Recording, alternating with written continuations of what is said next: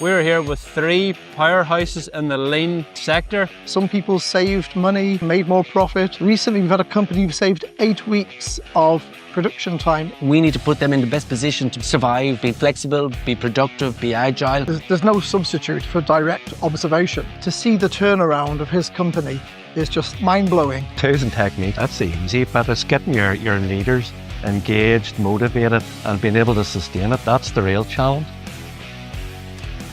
Tools and technique, that is the easy bit. It's getting your leaders engaged, motivated, and being able to sustain it. That is the real challenge. Okay, today's live stream is for, I'm looking for a couple of businesses specifically on the Sunshine Coast. This all came about the other day. I was sitting down with a lad who understands this stuff, who's been overseas and seen it in action numerous times. Okay. I said the problem here is on the coast. There's some awesome groups here on the coast, one of them being Manufacturers Excellence Forum.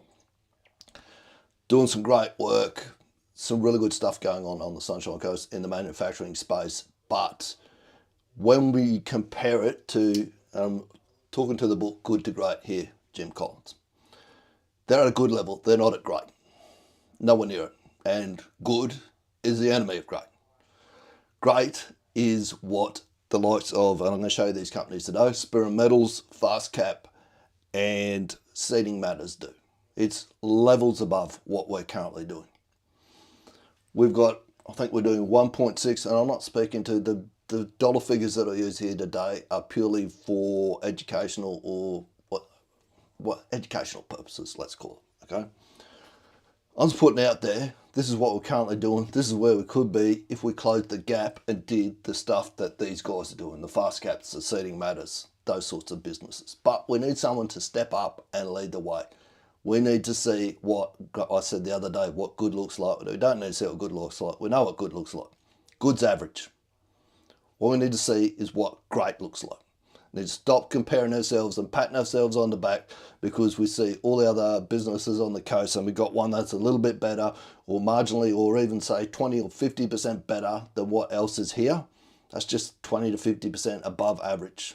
I'm going to show you the actual figures of what Paul Akers says on the people that do this process and do it well, how much better they are. It's not 10%, it's not 20%, it's not 50%. I'll let him tell you in a minute how much the difference is. Okay, so who is this actually for? You may have tried lean before and it failed. The reason it failed was in that, what old mate said to you in the start there, right? Tools and techniques are the easy bit. It's getting your leaders engaged, motivated, and able to sustain it. That's your real challenge. This is a commitment. You're going to have to commit to making this happen. It is going to take some time. It's not 5 minutes. It's not a fucking hack that someone's going to teach you that's going to suddenly turn your world. Well, it is. It's the ultimate hack. But you got to stick with it. It's not a 2 minute or three step process hack. You may have hired a consultant and it didn't really stick. Again, go back to that. Consultants are really good at that bit. Tools and techniques. They excel at that bit. That's the bit that they're really good at. The hard bit is this, getting your leaders engaged, motivated, and being able to sustain it. If you think I'm repeating that, I am, until it sinks in. You're ready to go now. This is not for people. This up here says align your team before Christmas. It doesn't say align your team in the first quarter of 2026. It doesn't say wait till New Year's Eve, make a New Year's resolution, and then think about starting to do something. If you have a look at the front first quarter of 2026 and how much of it's actually lost to public holidays, buffer time, all these sorts of things that we need to build in if we're really serious about building this, you'll be frightened at how much of the year's already gone if you keep trying to do what you're currently doing, which is way too much. Right. Here's why we need someone to stand up and show everyone else what good is. So when we started Lean at Seating Matters, we had no local examples to go and see. So we travelled to see Paul's company, FastCap, in America. We travelled to Japan. We travelled to Germany. there's no local examples that we could go and see. But now, thankfully, we have hundreds of people through our facility every year. And the amount of people in Ireland, north and south, that are doing 2-second lean is just incredible. So a question for you, Paul, why do you think there's such an uptake in Ireland at the minute in terms of lean? Well, the quick answer is you, but this is the key. You must have a learning laboratory. You must have a place where people can go and see, touch, feel, smell, taste, and experience lean. And you did that at CD Matters, and we did that at FastCap. And you came all the way from Ireland to see us because that laboratory was critical. Yeah. And you have established that laboratory. So that's the first answer. The second thing is, I don't know for sure, but it's what I like to believe. I think there's something in the Irish spirit. I think there's a little bit of extra tenacity, extra, I'm trying to think what would be the word, in the Irish thinking and psyche. And it's a little bit different than anywhere in the world, because I'm telling you, there is no better country in the world that's doing lean than Ireland. Whoa. All right, we're going to fix that. There is going to be a better country in the world that's doing lean than on, and it's going to start right here on Sunshine Coast. A couple of key points out of that. There were no local examples when Ryan first started. You hear Paul speak to it, he goes, "Why do you think it's doing so well in Ireland at the moment?" He says, "Because of you. There has to be someone that stands up and leads from the front." Now, I can do that part as the wingman and the catalyst, which I'll explain to you later on, but we need a business, a manufacturing business, somewhere where we can create this learning laboratory. They said that was absolutely crucial. Okay. People need to be able to come and see what great looks like. That's the bit where you come in. That's the person I'm looking for. I heard this quote off of Dr. Alan Bernard the other day, and it was, "Don't say one day, say day one." That's what I'm looking for, the person that's ready to say, it's day one, we're going to start doing this. Okay, we've got a pretty good clear picture on who I am speaking to here. If you don't fall into that category, that's fine. I'll show you the rest of the stuff if you want to stay and watch it, because you can do this yourself on your own speed, at your own pace. Nothing magical about any of this. The reason that I'm looking for work with someone to do this is to do it quick, because I've been here, done this before. I've done it on construction sites numerous times. Worked in manufacturing as I'm boilermaker by trade. I've run workshops. My old man taught me this stuff when I was 15, 16, younger. When I used to work with him on the weekends. He's been teaching me this stuff, or he taught me this stuff from the time I could walk, basically. All right, so the Sunshine Coast at the moment, and I'll Google these stats. I learned them off Tim Kelly the other day at the Manufacturers Excellence Forum. So everything Tim says is absolute 100% truth. Doesn't tell any stories except for the bits that he makes up, okay? So we currently do $1.6 billion goes into the Sunshine Coast economy from manufacturing. The knock-on effect from that $1.6 billion, and it doesn't look like I've written up here, but it was somewhere where the figures were something like $4 to $9 is generated in the economy for every dollar that the manufacturing space generates. $4 to $9 is the knock-on effect that it generates. We can go through, we have a opportunity at the moment, a golden opportunity. We've got the Olympics coming in 2032. We have the opportunity to set ourselves up on the world stage, because all eyes are on us, seeing whether we can actually get this place up the spec to be able to run the Olympics. Number one, projects.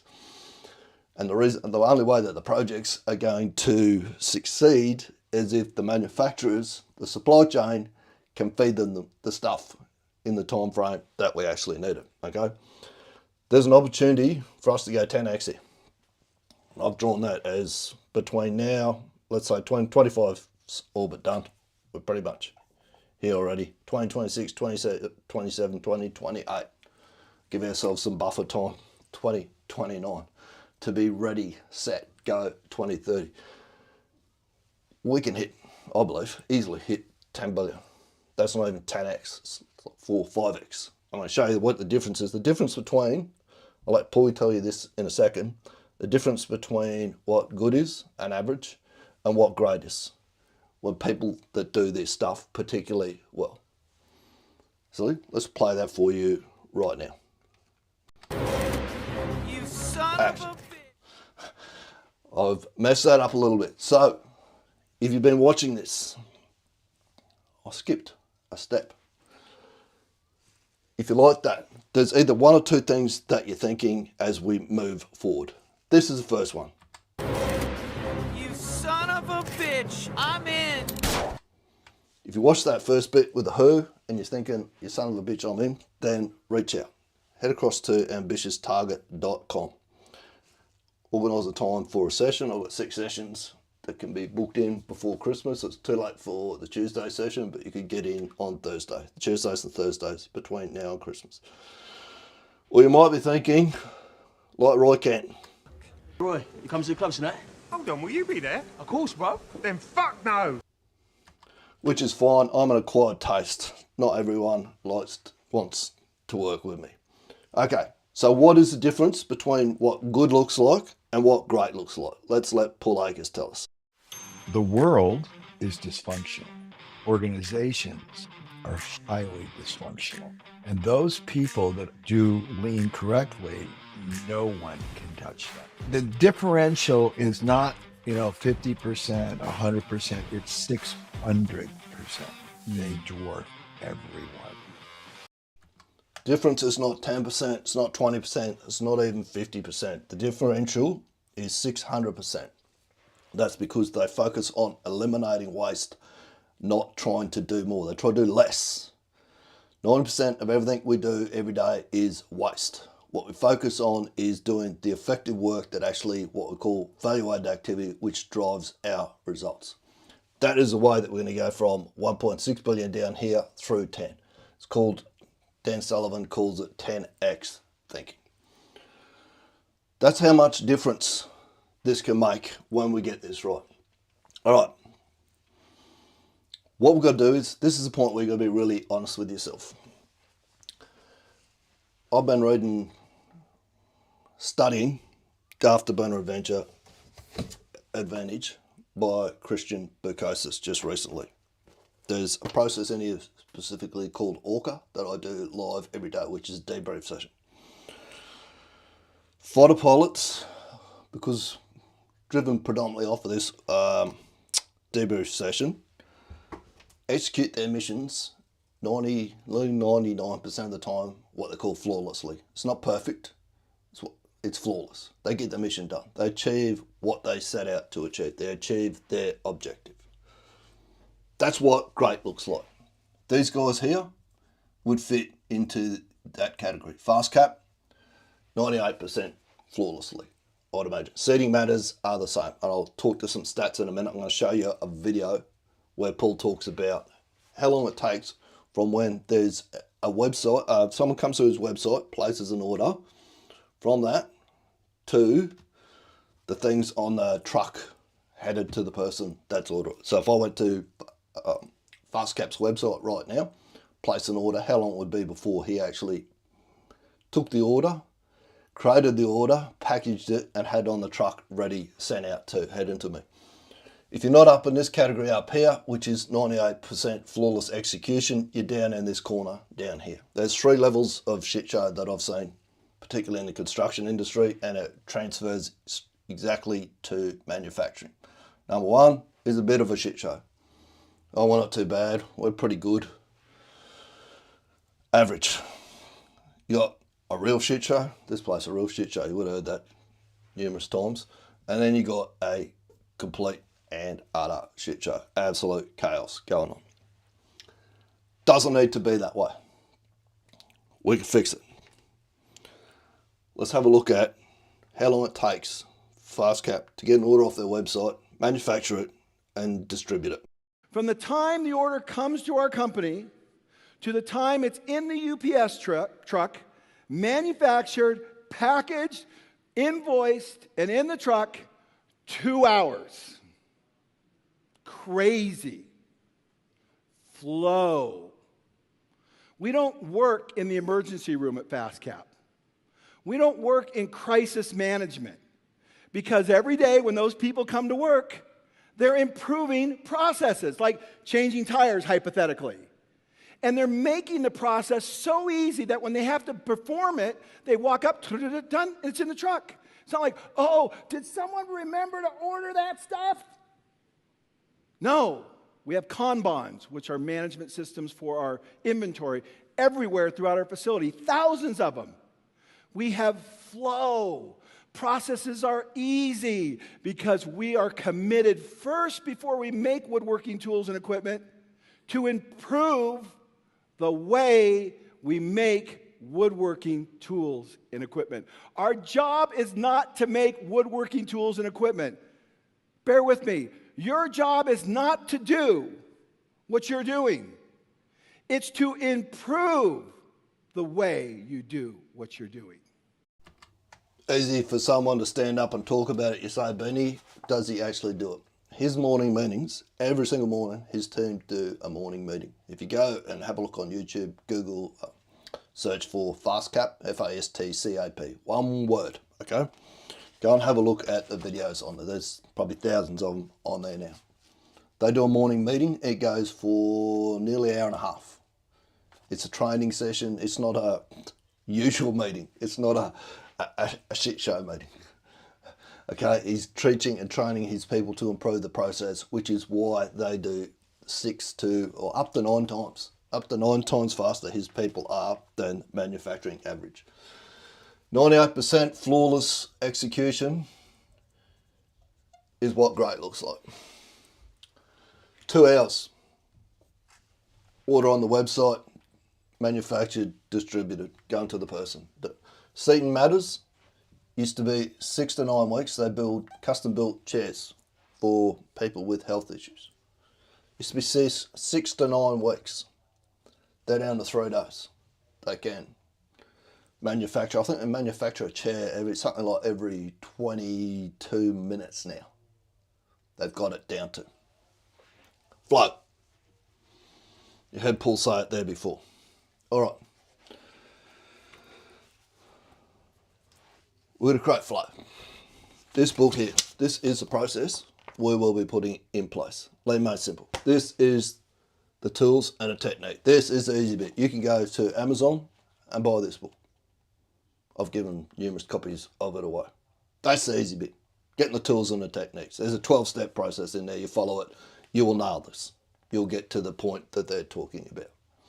Hard bit is, I'm going to repeat it again, it's getting your leaders engaged, motivated, and being able to sustain it. That is your real challenge. What we need to do, this is what's known as attack plan. So we need to get, there's a quote in the book by Patrick Lencioni, the 5 dysfunctions of a team. If you get everyone in an organisation heading in the same direction, you'll dominate any market in any industry at any time under any circumstances. That's what we're building here. We need to get everyone moving in the same direction and working in sequence. Don't need them to be busy. What we need them to be is effective. The 12-step process is, so step 1 and 2 is it starts with leaders and you hold your morning meeting. You're not going to go straight to a 90-minute morning meeting like Paul Akers. It might last 5 minutes. That's what I call the foundations. The same as when we go to build a house or we build anything in constructions. First thing we do is prepare the ground, put a solid foundation down that we can build on. Step 3 and 4 is we create a lean leaders group and we create an example area and we teach people to see ways. Step 3, 4 and 5. That's putting structure up. Whenever you build something, you have to put structure and scaffolding up for everything to sit on.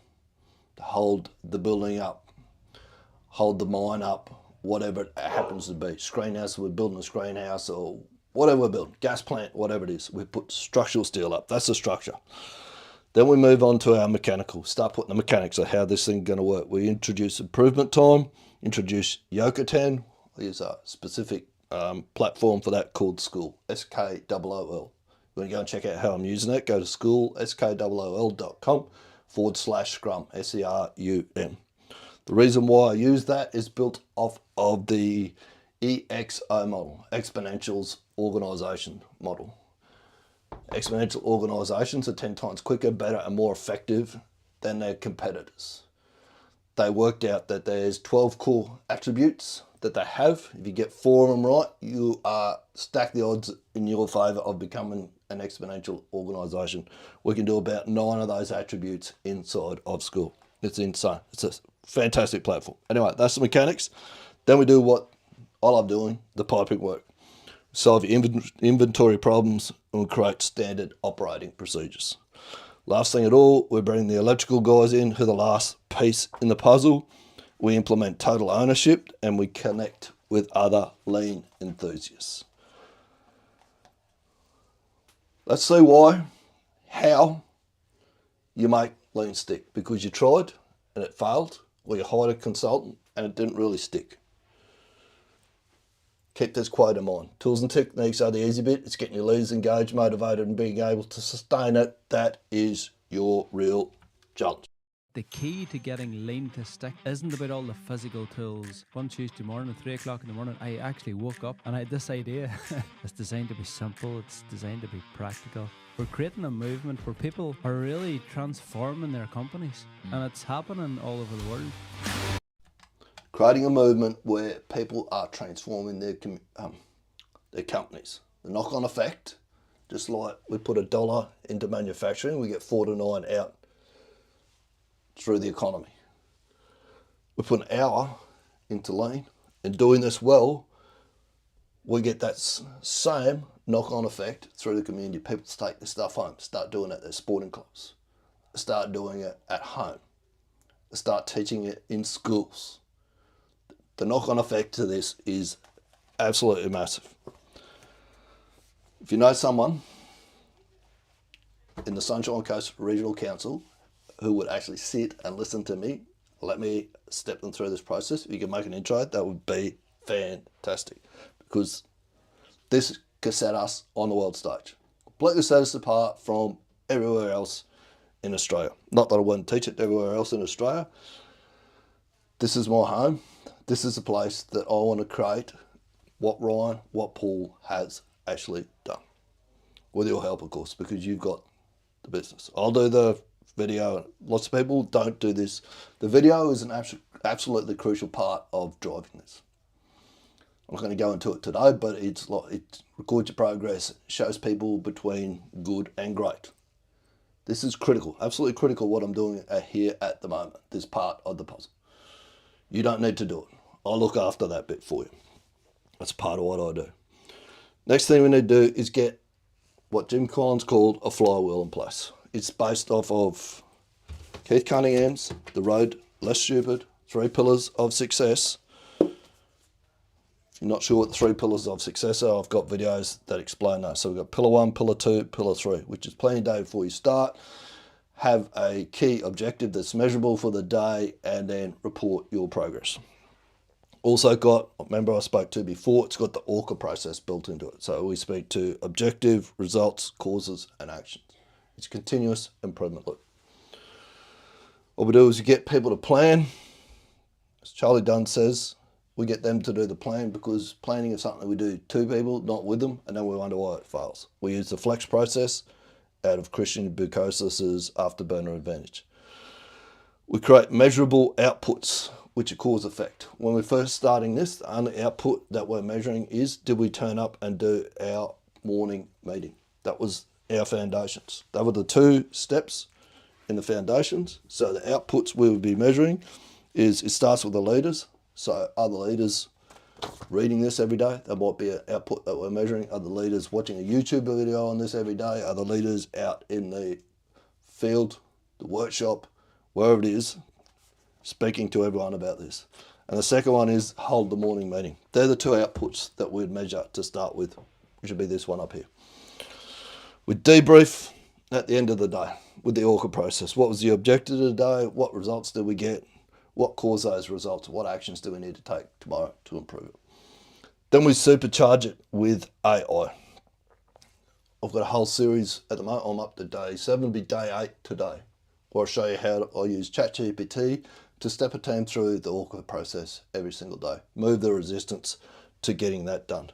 Hit the top and we go. Every time we go through this loop, which we do daily, once this is set, we get better and better and better and quicker and quicker. It's going to be comfortable, awkward, and hard to do to start with. None of it's complex. It's very simple. But it's not easy. We've got to go back to this again. It's getting your leaders engaged, motivated, and being able to sustain it. That's your real challenge. That is the hardest bit of the lot. None of this, if this sounds easy, I can do that. That's a piece of piss. Good luck. It's not easy. It's hard. Getting this piece to happen is the hardest bit of all. That's why we don't actually have anyone here on the Sunshine Coast doing this yet, because it's hard work, real hard, but well and truly worth it. All right, what this does is address the 8th waste, which is wasted potential, wasted genius. So the 8th waste, the final one, is a weird one. Skills. It's a weird one, but it's the biggest one. Okay. And there's a reason we've kept the best to last. This is the biggest waste in every organisation. Again, we've said it a few times, people think waste is physical. It's the physical stuff that you can see. The biggest waste in any organisation is the waste of untapped employee genius.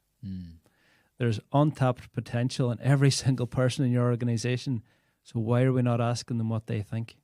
One of the biggest wastes is not using the creative ideas of your people. So we have 65 people using their brains every day, their creative thinking, their brainstorming, they're coming up with ideas, they're coming up with improvements, because the genius lies in each and every person within your organisation. They have the answers. They're the people doing the work, but why do we not ask them? And this is the biggest waste of all. It's bigger than the other 7 put together. The waste of untapped potential, or the waste of employee genius. Okay, the most insidious waste of all. In lean, they talk about the 8 wastes. I know whether you know lean or not. Everyone talks about the overproduction being the mother of all waste. It creates all the other waste. I think we have that the wrong way around. I believe that the 8th waste, wasted potential, wasted people, is what drives all the other waste. That's why we attack that waste first. And if you look back to it, you go back, Paul Akers, Ryan Tierney, all the guys that have built lean cultures and they've done it well, and they said it wasn't until they focused on the people, they stopped worrying about the tools, they stopped worrying about this bit, didn't worry about that. They focused on this, getting your leaders engaged, motivated, and being able to sustain it. They focused on that part. That's when it took off. Because otherwise you're the constraint in the system. If you've got this great idea and you're going, we're going to do all this, and you're trying to push everyone to do it, they're going to push back. When you get them engaged, when they're motivated to do it themselves, when they sustain it themselves without whether or not you're there or someone else is watching them, that's when it all takes off. That's what's removing employee genius, wasted employee genius works. Why this works? There's a few reasons why. Here's the top ones. The team own the plan and the outcome. They'll take this over. We'll encourage them to start with. They'll jump in and run this themselves. We take incremental actions that drive 10x results. Tiny little actions don't add up. They compound. They compound like this. Okay, it's something like 1% multiplied by compounded daily for 70 days equals double your results.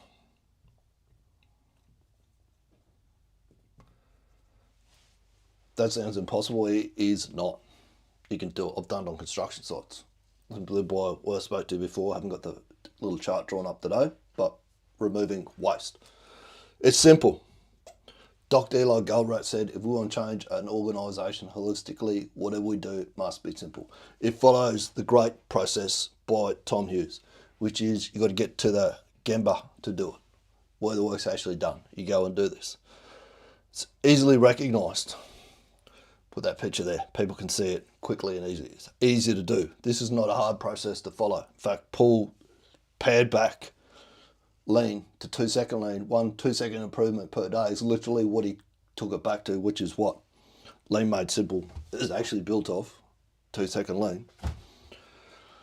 Just to get people in a habit of doing it. Even more powerful than habits, we use packs. Available at the point of use, so make this easy for people to do out at the work front. And then test it and train, which is what we do in our morning meetings every day. It eliminates the 8th waste, the employee genius. Creates focused. Constraint in any organisation is not the market. It's not the resources. It's not anything else, says Dr. Eli Goldratt. The constraint in any organisation is management's span of attention. This is not something you do when you got time. This is not something that you do when you feel like it. It is the priority. Paul said it back in that video. Your number one priority is to improve the process of how you do the work.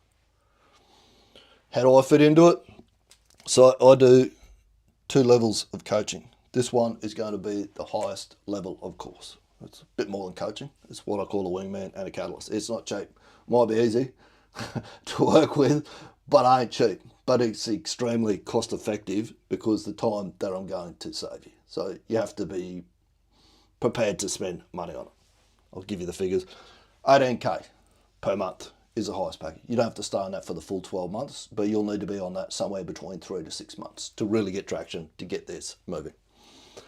What I do is operate as your wingman. So I've got your back. I help you create the alignment that you need to make this actually happen. Show you how to avoid the traps. How to stop worrying about tools and techniques, whether that fucking chart's the right colour, have we got the right tool to do that. We'll focus on this bit here. That. We use video as a key driver to make that happen. As a catalyst, I help you remove the roadblocks and mitigate the resistance to change. As I said earlier, you've either got one or 2 stories going on. One is, you son of a bitch, I'm in. Actually, let's play them again. There's either 1 or 2 stories happening for you right now. This one. You son of a bitch, I'm in. Or you got the Roy Kent story going on. Roy, you come to the club tonight? Hold on, will you be there? Of course, bro. Then fuck no. If you got the first story going, head across to ambitioustarget.com or you can DM me directly via LinkedIn. And we'll speak soon.